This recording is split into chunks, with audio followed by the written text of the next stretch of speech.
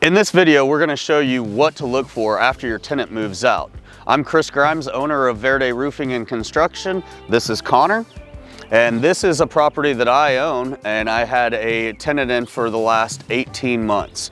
And this is the first day, it's May 1st, so we're going to walk through and see what condition this property is and what we need to do to make ready it for the next tenant. On this channel, we're going to help you be better property owners, so make sure you subscribe down below. Let's head inside and I'll show you guys around the property. This is a property that I've had a tenant in for about 18 months and just moved out.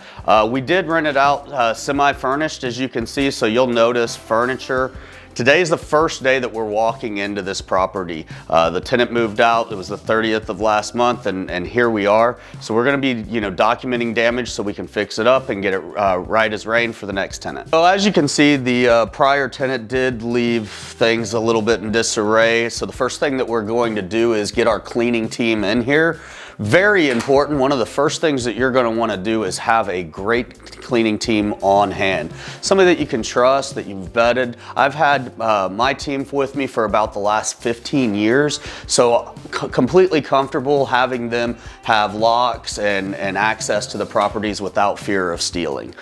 Speaking of locks, we do wanna change the locks after every tenant leaves, right? You never know when the prior tenant may try to re-enter in the property for who knows what reason. So we want to go ahead and get those locks changed, and we'll be doing that today as well. So it may seem like a little bit of overkill to change the locks each and every time a tenant leaves, but you just never know what's going to happen with a prior tenant, and the safety and security of the new tenant is of our utmost concern as a landlord or a property owner. So again, I would spend the extra bucks and definitely change out the locks for the next tenant. Now for Airbnb owners, you're certainly not going to change the locks after every tenant, right? That would be quite expensive and a little bit overkill. One thing that we're gonna do, even though this is a long-term rental, I am gonna install a key code, right? It's a very easy option that allows you to have a lot of access as the property owner, but also not calling a locksmith every time you need a new code changed or somebody in and out. So highly recommend these products. Next thing I want to focus on is in the kitchen over here. Very dirty, tenant left and didn't clean up. We've talked about the importance of a cleaning team. We're gonna get those in next. But anytime that you've got this lull, it's a great time to spruce up the property, but you also want to make sure everything works. So we're going to run the microwave, make sure that that works. Obviously our cleaning team is going to clean in there. We're going to run all of these stoves, tops, and then also in the stove here. The dishwasher, same thing, the garbage disposal. We want to make sure everything is in good working order for our next tenant. Additionally, we highly recommend documenting all of this, right, on all of your properties so that you have a piece of paper that you can go through that's dated for the prior tenant and say, well, we checked this on May 1st and the microwave was working properly, the light was working properly. Little things like the light bulb down there, making sure that that's in good working order. So we're going to document all that. You can do it just via paper or do a video, however you want to do it. So at this point, what I'm going to do is I'm going to turn you over to Connor, and he's going to tell you a few more things to look for. You want to look for some detail items. Obviously, I mean, we've got settling cracks here in the wall. We want to address that. I mean, it's small, it's simple. It's something that happens up here in Dallas all the time, but it's something that we need to take a look at. We want our next tenant to not come in and see a crack, but we do also have some damage items. We've got stuff like this, right? Something hit that wall. It obviously made a major dent. We need to take care of that.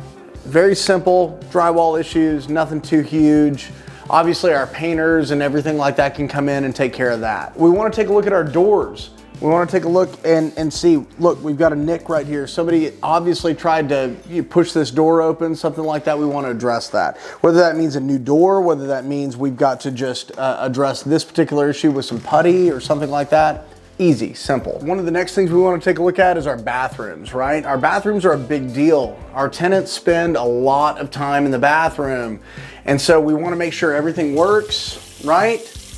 Everything looks good. We've got no leakage downstairs. Everything looks good there.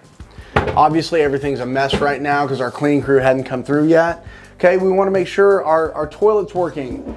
Give it a good flush. Make sure, check back with it a little bit, make sure it's not running. We don't want our water bills going up, especially if you as the landlord is covering the water bill.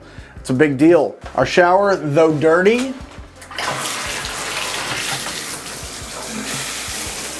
looks like it's working well.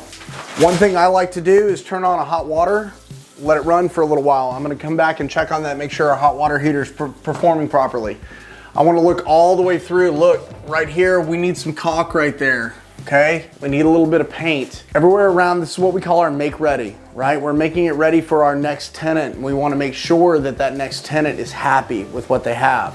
So caulk, paint, touch up, all those sort of things are very important. Got some paint issues right here we wanna take care of. We've got some drywall issues. I'm gonna look in every closet. I'm gonna make sure, obviously, things get cleaned out that need to get cleaned out. But we wanna make sure that once that is cleaned out, that all of our drywall, look, we've got major marking right back here, okay? So we wanna make sure that painters get to that.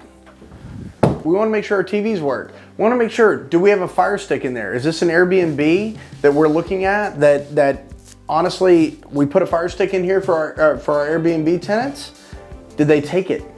Did they run off with it? We wanna make sure that's there, very important. Not to get too detailed, but honestly, if you wanna check every single outlet and make sure everything's working properly, you can run in with a plug or a multimeter and just make sure that everything's working properly. We wanna make sure we're setting a date like Chris said, okay? So we're setting a date. In this moment, everything we know works well. When every long-term tenant moves in, they're gonna do a checklist and they're gonna go through and they're gonna make sure that everything in this house is what is advertised, right? And they're gonna say, these are the things that I noticed that are wrong. So you need to do that same checklist ahead of time. I'm not seeing a whole lot of drywall and trim issues. Obviously, a little bit of touch-up paint, probably some cleaning that needs to happen. Again, we walk into our bathrooms, we wanna make sure that everything is working properly, right? Everything is flowing, everything is draining, and nothing is leaking. Very important. Everything flushes. Looks like that flushes. We want to make sure that this drains. The previous tenant probably didn't check on that drain. It's very important that we make sure that everything is draining properly out to the sewer. I can smell it right now. I think we can all smell it in this room. There's a mildew smell. Now, obviously our cleaners are gonna take care of that, but we wanna make sure that everybody comes in. Take a look in here. See that down there where the caulking is? That's all mildew. That's not black mold. That's nothing that is detrimental to your health, but it's a cleaning issue. We wanna make sure that it's clean, it looks good, and it's kept up properly. One big thing, I know that this is simple, it's very simple, but we overlook the simple things. And one of the biggest simple things is, hey, we're missing light bulbs and some light bulbs don't work, right? So we wanna go back in. Our tenants want to have all their light bulbs working and we wanna make sure, take a look here. We've got light bulbs that are different. We wanna make sure that these light bulbs are the same, okay? Everything looks the same, everything feels the same. It's got a clean look. Again, I walked in here, we were talking about TVs earlier. This is missing a Fire Stick. I warned you about it because it really happens. This tenant ran off with the Fire Stick. Hey, we gotta replace this, okay? Our next tenant is gonna expect it. So y'all remember we left our hot water running. We wanna go check on that and make sure that it is still running hot. Nice and warm. Looks like it's a good indicator that our hot water heater is working and working properly. However, we wanna check our major components. One of the biggest ones is our AC. That's a huge cost to the landlord. It's a huge cost to any homeowner. We want to change the filter. How often do you change the filter? Every month, right? We've provided filters for our tenants. I wonder how this filter looks. Surprisingly, not that terrible, but probably hadn't been changed in the last month or two. So we're gonna go ahead and change that while we're here. Another thing we need to take a look at is our hot water. We wanna make sure if you've got a gas water heater, we wanna make sure that the gas is flowing properly to it. We've got no gas smell around it. If you've got an electric water heater, is everything connected properly? It doesn't look like anybody's been messing with anything, or it looks like it's connected properly. Obviously, you wanna consult a licensed plumber for any water heater issues, as well as a licensed HVAC guy for any AC issues. Let's head outside. We're gonna do an exterior check. On our way out, we're gonna take a look in the garage. Obviously, got a lot of things still left in the garage. Don't worry about that. One of the biggest things I want to take a look at is our water heater. We have had a problem with the water heater before, and we can see some damage here that needs to be addressed. Now, our water heater is a gas water heater. It's very new. I can even hear it right now. If you can hear that, that's the gas burning off and heating that water.